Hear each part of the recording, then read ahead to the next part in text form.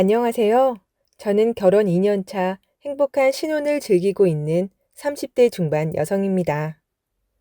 저는 결혼 전 남편과의 사이에 참 많은 일이 있었는데요.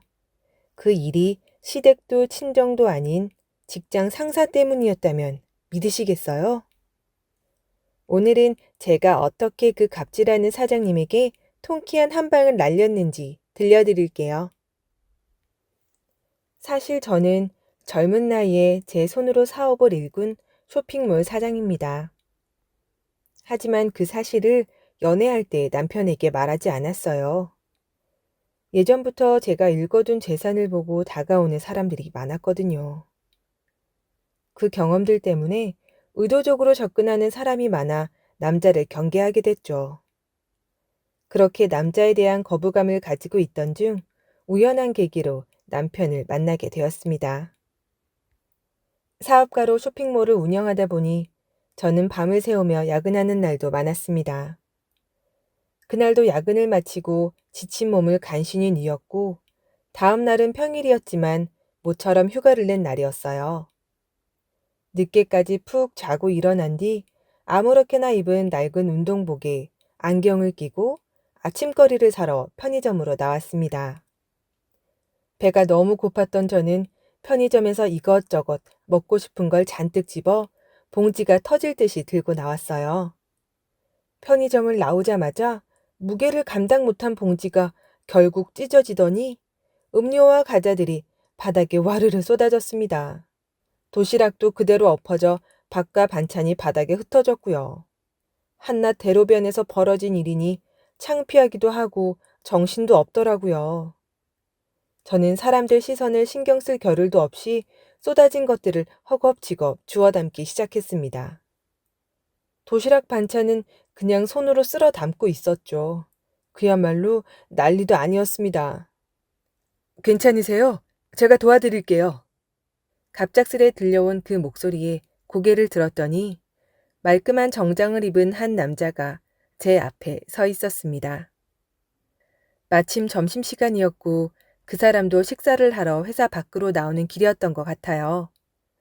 그는 망설임 없이 허리를 숙여 쏟아진 물건들을 함께 주워 담더니 편의점으로 달려가 물티슈와 휴지를 사와서는 도시락을 조심스레 정리하기 시작했어요. 그리고 제게 물티슈를 건네며 환하게 웃으며 말했죠. 예쁜 손이 반찬에 뒤덮였네요. 이걸로 닦으세요. 그 한마디에 제 마음이 괜히 두근거렸습니다. 고맙습니다. 그 순간 남편의 친절은 정말 고마웠지만 정갈하게 차려입은 잘생긴 남자 앞에서 제 초라한 모습이 너무 부끄럽게 느껴졌어요. 엉망이 된 차림에 반찬으로 얼룩진 손, 정신없는 얼굴까지. 어떻게든 이 상황을 빨리 정리하고 도망치고 싶다는 생각뿐이었죠. 그래서 저는 물티슈로 허둥지둥 손을 닦고 짧게 인사만 건넨 뒤 그 자리를 황급히 떠나려 했습니다. 감사합니다. 감사합니다. 그러면 저는 이만. 그런데 제가 자리를 벗어나려는 순간 뒤에서 그 남자의 목소리가 들려왔어요. 이것도 가져가셔야죠. 돌아보니 제가 미처 챙기지 못했던 음료 하나를 남편이 들고 있더라고요. 정신없이 물건을 담다 보니 멀리 떨어진 것을 못 본 거였죠. 저는 어딘가 바보 같아 보이는 제 모습에 민망함이 더해졌고 저의 얼굴은 금방이라도 터질 듯 뜨겁게 달아올라 후끈거렸습니다. 깜빡했네요. 감사합니다. 그럼 전 이만. 그렇게 다시 발걸음을 때려다 문득 마음이 걸렸어요. 저를 도우며 애써 태어난 척했던 그에게 이렇게 허둥지둥 도망치듯 떠나는 건 예의가 아니라는 생각이 들었거든요. 그래서 저는 발길을 돌려 제 모습을 멀뚱히 바라보던 그 사람에게 다시 다가갔습니다. 저기 괜찮으시다면 오늘 도와주신 거에 대해 답례를 하고 싶은데 연락처라도 알 수 있을까요? 네? 제 연락처요? 다른 뜻은 없고 정말 감사해서요. 괜찮으시다면 제가 밥을 사고 싶은데 연락처를 알려주실 수 있을까요? 제 말을 듣던 남편은 한동안 조용히 저를 바라보더니 이내 해맑게 웃으며 핸드폰을 내밀었어요. 뭐 혹시 다른 의도가 있어도 저는 환영입니다. 여기 번호 남겨주시면 제가 연락드릴게요. 그 순간엔 제가 워낙 정신이 없어서 그 말의 의미를 깊게 새기진 못했지만 지금 생각해보면 편의점 앞에서 허둥대던 제 모습이 그에게는 꽤 인상적으로 남았던 모양이에요. 저도 별다른 망설임 없이 번호를 입력했고 며칠 뒤 저녁 약속을 잡았습니다. 그렇게 저는 첫 데이트 같지 않은 첫 데이트를 하게 되었고요. 어색함보다는 이상하게도 편안함이 더 느껴지는 저녁이었고 자연스러운 대화 속에서 남편이 저에게 조심스럽게 물었습니다. 그런데 혜진 씨는 무슨 일 하세요? 그 순간 가슴이 철렁 내려앉는 듯 했어요. 예상은 했지만 막상 그 질문을 들으니 순간 말문이 막혔죠. 머뭇거리며 웃는 척했지만 속으로는 수많은 생각이 스쳐 지나갔어요. 저에게 다가왔던 남자들 중엔 제 재력을 알게 된 순간부터 태도가 달라진 사람도 있었고 심지어 어떤 이는 노골적으로 저를 기회로만 보는 경우도 있었거든요. 게다가 제가 운영하고 있는 회사는 동종업계라면 한 번쯤 들어봤을 법한 제법 잘 알려진 쇼핑몰이었어요. 혹시나 이름만 들어도 들킬까봐 솔직하게 이야기할 자신이 없었습니다. 그래서 저는 사실이면서도 완전히 사실은 아닌 대답을 꺼냈죠. 그냥 프리랜서로 디자인 일을 조금 하고 있어요. 와, 디자이너세요? 대단하시네요. 디자인은 아무나 못한다고 하던데. 같은 업계 사람 만나니 괜히 더 반가운데요. 남편은 전혀 의심 없이 환하게 웃으며 말했어요. 그 반응에 저도 모르게 마음이 조금 놓였지만 동시에 미안함이 밀려왔죠. 사실 저는 한때 평범한 직장인이었어요.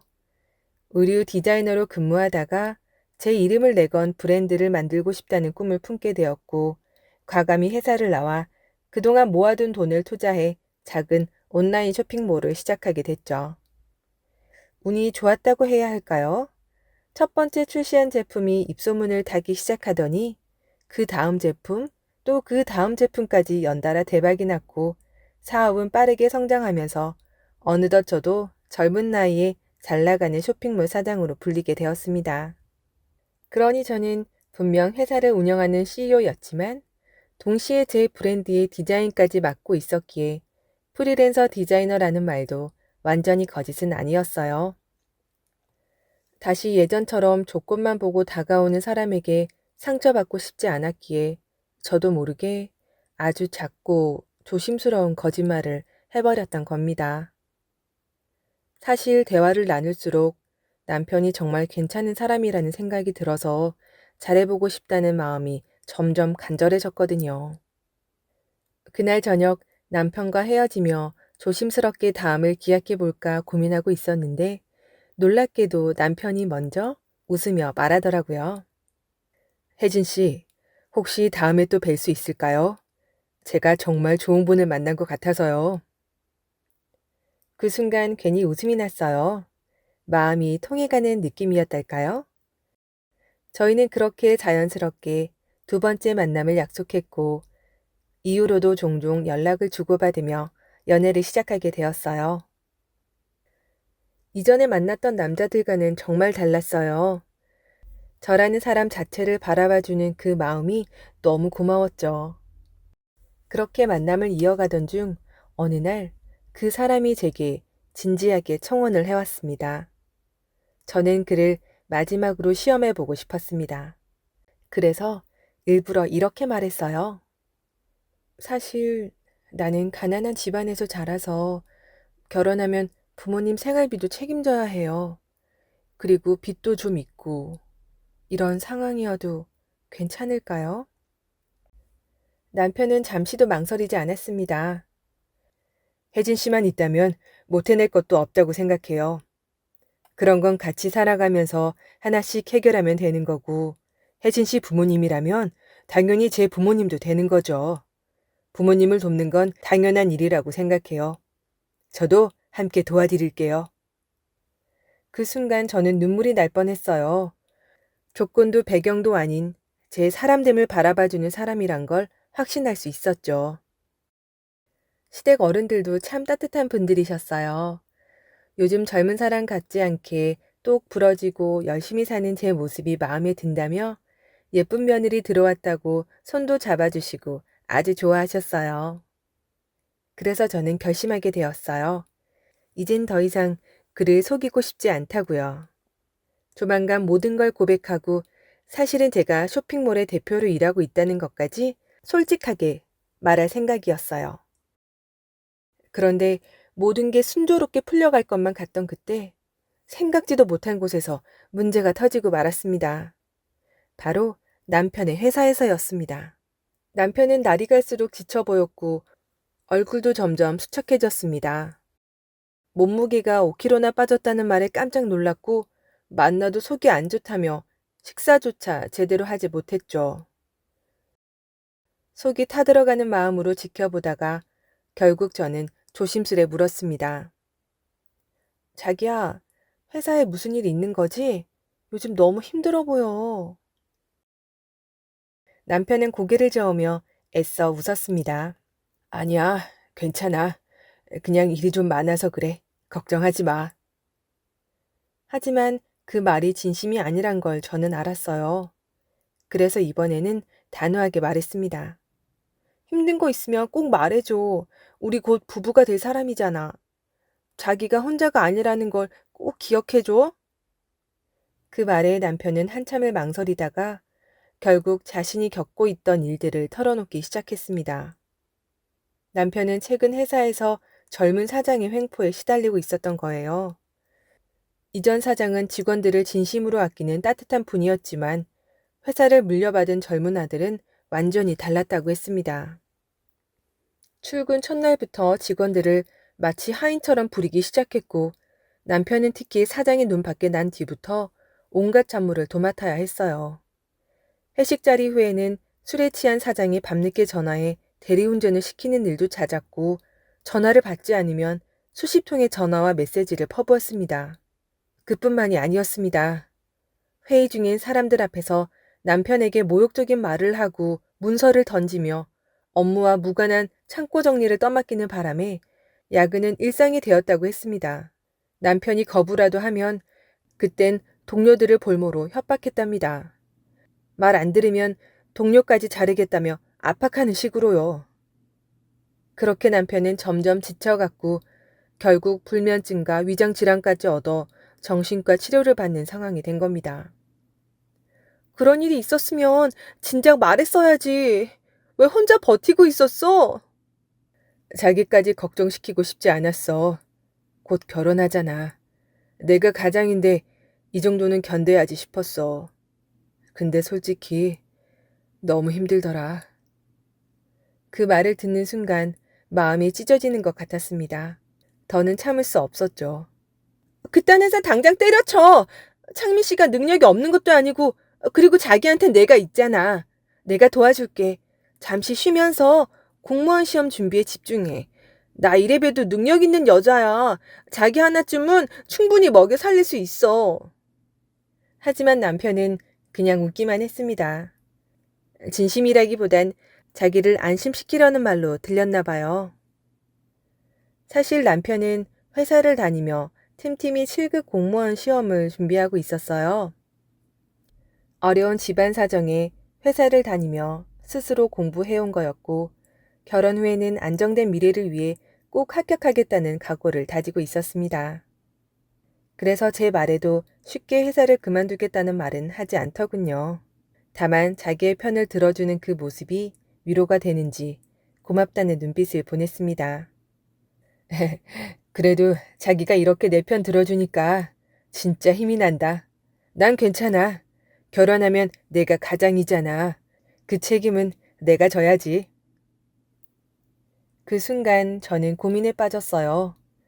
사실 제 수입만으로도 충분히 우리 둘을 책임질 수 있었지만 지금 진실을 말하면 혹시 그가 제 거짓말에 실망하지 않을까 걱정이 앞섰던 겁니다. 진실을 말하기로 용기 냈던 결심이 다시 흔들리기 시작했죠. 그런데 그때 남편의 핸드폰으로 전화가 걸려왔습니다. 화면에 뜬 이름을 본 순간 저는 직감했어요. 그놈, 바로 그 갑질 사장이었습니다. 남편이 전화를 받자마자 들려온 건 술 냄새 배어있는 듯한 비틀거리는 목소리였어요. 아, 김대리 나야. 지금 압구정. 내 단골 가게 알지? 거기로 당장 와. 아, 술 마셔서 나 운전 못하겠으니까. 대리해 대리. 편의점 들려서 숙취 해소제 사오고. 남편은 침착하게 대답했습니다. 사장님, 죄송합니다. 지금 중요한 사람과 함께 있어서 당장은 좀 어렵습니다. 오늘 하루만 대리기사 부르시면 안 될까요? 뭐라고? 네가 감히 날 거절해? 이 자식, 회사에서 월급 받아먹는 주제에 말대꾸야. 넌 그냥 내가 시키는 대로 해. 에? 회사 안 잘리고 싶으면 당장 와. 사장님, 제발 오늘만 이해해 주세요. 지금 제 곁엔 제 인생에서 가장 소중한 사람이 함께 있습니다. 정말 부탁드립니다. 그때였습니다. 남편의 차에 연결된 스피커폰을 통해 통화 내용이 그대로 들려오던 저는 더는 참을 수 없었습니다. 야, 네가 뭔데 우리 자기를 자르겠다고 협박이야. 함부로 해고하면 법에 걸리는 거 몰라? 무식한 것도 죄야. 뭐야, 넌 또 누구야? 나? 이 사람이랑 결혼할 사람이다. 어쩔래? 아, 김대리, 지금 여자친구랑 있다고 나를 씹은 거야? 아, 좋아. 넌 해고야. 해고! 그래, 어디 한번 해고해봐. 나도 공정위, 인권위 싹 다 신고할 거야. 네 갑질 다 기록해서 넘길 거야. 웃기고 있네. 해볼 테면 해봐. 네 남자친구 내 입으로 진짜 잘리는 수가 있어. 너 내가 누군지 알아? 사장님은 제 말에 겁을 먹은 것인지 아니면 화를 참을 수 없어서인지 자기 말만 하고 전화를 끊어버렸습니다. 그날 이후 저는 더 이상 참지 않기로 결심했습니다. 남편이 겪은 일들을 눈으로 보고 귀로 들은 이상 가만히 앉아있을 수는 없었거든요. 사장이라는 사람이 술에 취해 밤마다 남편을 불러내 대리운전을 시키고 전화를 안 받으면 수십 통을 퍼붓는 것도 모자라 사람들 앞에서 폭언에 물건까지 던지며 모욕을 주는 짓을 아무렇지 않게 해댔다는 사실에 저는 온몸이 떨렸습니다. 심지어 남편이 시키는 대로 따르지 않으면 다른 동료들까지 괴롭히겠다고 협박을 하며 그를 압박했다니 이런 파렴치한 인격은 더 이상 방치해선 안 된다는 생각이 들었어요. 힘들어하는 남편을 보며 저는 다짐했죠. 이제 내가 나설 차례야. 그리고 며칠 뒤 기회는 예상치 못한 곳에서 찾아왔습니다. 남편 회사 사장이 남편의 결혼을 축하한다며 회사 전체 회식을 하자고 나선 거예요. 겉으로는 축하 자리라며 저까지 참석하라 했지만 그 속셈은 뻔했습니다. 저와 제 남편에게 복수하겠다는 얕은 수작이었죠. 회식 장소는 싸구려 고깃집, 분위기 역시 형편없었고 사장은 저를 보자마자 입가에 음흉한 미소를 지으며 걸어왔습니다. 전화로는 성깔이 있더니 얼굴은 제법 괜찮네. 그런데 왜 하필 김대리 같은 멍청한 남자랑 결혼하려는 거야? 나 같은 사장이 훨씬 낫지 않아? 모인 직원들 앞에서 저희를 조롱하듯 말하는 그 모습에 속이 뒤집히는 줄 알았지만 저는 꾹 참고 웃으며 술잔을 채워주었습니다. 사장은 점점 취기가 올라가더니 노골적으로 저를 향해 반말을 섞고 찝쩍대기 시작했죠. 누나, 나처럼 잘난 여나 어때? 김대리보다 내가 훨씬 괜찮지 않아? 나한테 붙으면 살림 걱정 없게 해줄게. 저는 조용히 일어섰고 사장이 들고 있던 술잔에 소주를 가득 따르고 그대로 그의 머리 위에 부어버렸습니다.